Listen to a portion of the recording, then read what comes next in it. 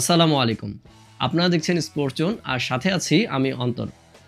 শুরুতেই সবাইকে বিজয় দিবসের অভিনন্দন জানাই।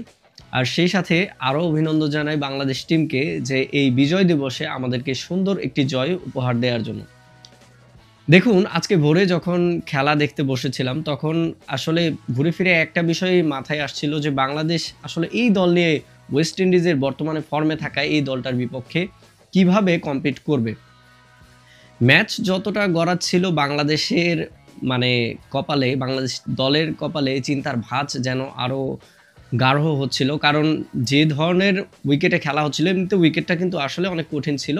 বাট তার উপরে বাংলাদেশের যে ধরনের স্টার্ট হয়েছিল, শুরুতেই যেভাবে উইকেট পড়ছিল আর ব্যাটসম্যানরা যেন বলই বুঝতে পারছিল না, এমন একটা অবস্থার সৃষ্টি হয়েছিল। বিশেষ করে আকিল হোসেনের স্পিন বল। সেখান থেকে বাংলাদেশ যে এরকমের একটি কামব্যাক করবে অবশ্যই ক্রেডিট বোলারদেরকে দিতে হবে, কারণ এই ম্যাচ দিন শেষে বাংলাদেশের বোলাররাই কিন্তু জিতিয়েছেন। হ্যাঁ, ব্যাটসম্যানরাও লাস্টের দিকে কিছুটা কামব্যাক করেছে, বাট আপনি বলুন এই পিচটি যেরকমই হোক, ওয়েস্ট ইন্ডিজের এই দলের বিপক্ষে বাংলাদেশ 147 করে ম্যাচ জিতবে, এটি আসলে বাংলাদেশের ব্যাটিং শেষে কয়জন ভেবেছিলেন?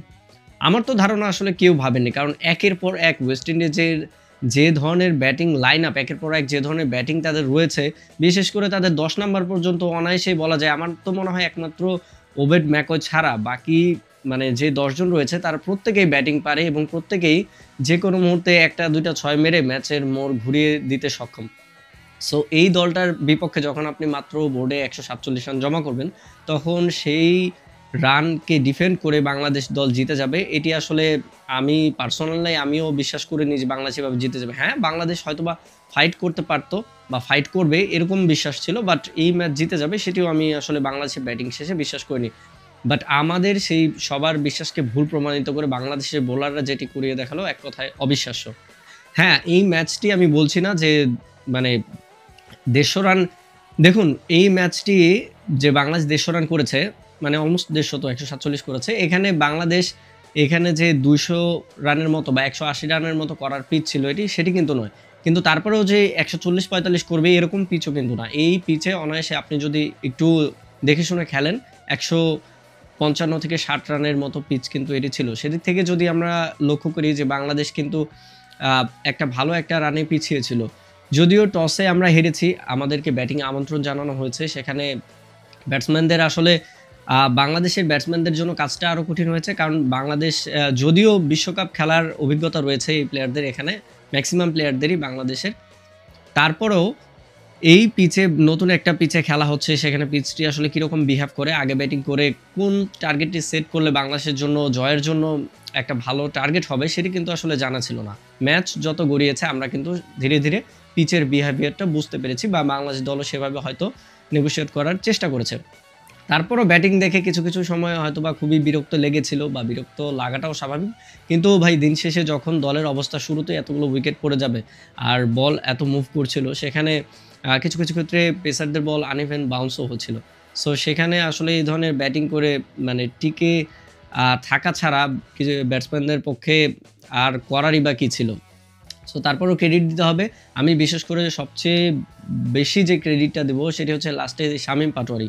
শামীম পাটোয়ারি যে 13 বলে 27 রানের যে ইনিংসটি খেলেছে, অবিশ্বাস্য ইনিংস খেলেছে। আসলে একজন ফিনিশারের কাছ থেকে আমরা কিন্তু এই ধরনের ইনিংসই দেখতে চাই। দেখুন, আপনি মারবেন বা যখন আপনার মারার প্রয়োজন হবে তখন শুধুমাত্র সব বল যে আমাদের লেগ সাইডেই খেলতে হবে এমনটা কিন্তু না। আপনি যদি ফিনিশার হয়ে থাকেন, আপনি যদি পাওয়ার হিটার হয়ে থাকেন, আপনাকে কিন্তু সব দিকে শট খেলার অ্যাবিলিটি থাকতে হবে। আজকে তিনি বলের মেরিট বুঝে খেলার চেষ্টা করেছেন, যেটি দেখে খুবই ভালো লেগেছে এবং তিনি সাকসেসও হয়েছেন। 1 বছর পর তিনি দলে কামব্যাক করলেন, সে সাথে তিনি ভালো একটি ইনিংস খেলে দলকে একটি ভালো পর্যায়ে নিয়ে গেছেন। সে কারণে তাকে থ্যাঙ্কস দিতে হয়। আরও একজন ধন্যবাদ পাওয়ার প্রাপ্য ব্যাটিংয়ের দিক থেকে তিনি হচ্ছেন সৌম্য সরকার। হ্যাঁ, সৌম্য সরকারের বেশ কিছুদিন থেকে মানে বেশ কিছুদিন কেন, তিনি দলে আসার পর থেকেও তাকে নিয়ে মানে নতুন যখন দলে এসেছে তারপর থেকে আমরা সবাই তো তাকে নিয়ে অনেক বেশি আশাবাদী, অনেক বেশি আমরা তার কাছে এক্সপেক্ট করি। তিনি তার ক্যারিয়ারে সেই জিনিসটা কখনোই মানে কনসিস্টেন্টলি আমাদেরকে প্রুভ করতে পারেনি। বাট তারপরেও এইবারে এই হাথুরু সিং আসার পর তাকে ব্যাক করানোর পর থেকে তিনি আমার মনে হয় কিছুটা চিন্তা ভাবনা করে ক্রিকেট খেলার চেষ্টা করছেন, কিছুটা সিচুয়েশন বুঝে ব্যাটিং করার চেষ্টা করছেন এবং তিনি মোটামুটি একটা সাফল্য কিন্তু পাচ্ছেন, বেশ কিছুদিন ধরেই দেখছি। সো তিনিও খুবই ভালো ব্যাটিং করেছে। আর সেই সাথে শেখ মাহাদির 26 বলে যে 27 রান তিনি করেছেন, সেই রানটাও খুবই গুরুত্বপূর্ণ ছিল বাংলাদেশ দলের জন্য।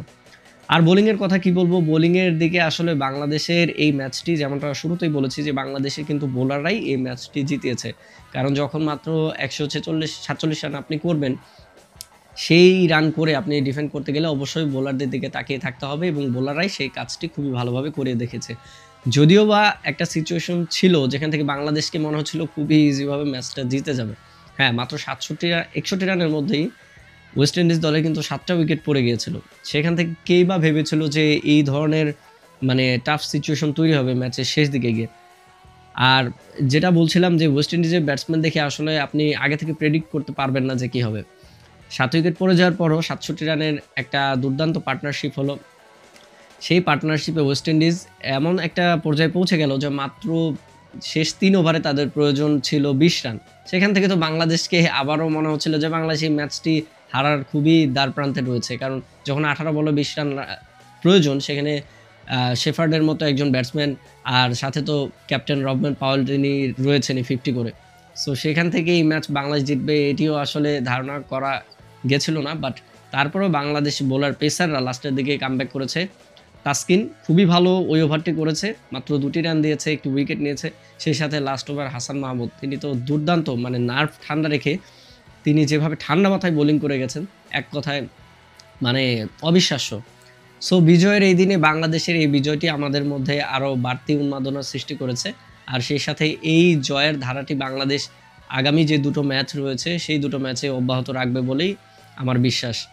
আপনারা কি মনে করছেন অবশ্যই কমেন্টে আমাকে জানাবেন। আর আমার এই চ্যানেলে নতুন হলে সাবস্ক্রাইব করে পাশে থাকবেন। দেখা হবে পরের কোনো ভিডিওতে। আল্লাহ হাফেজ।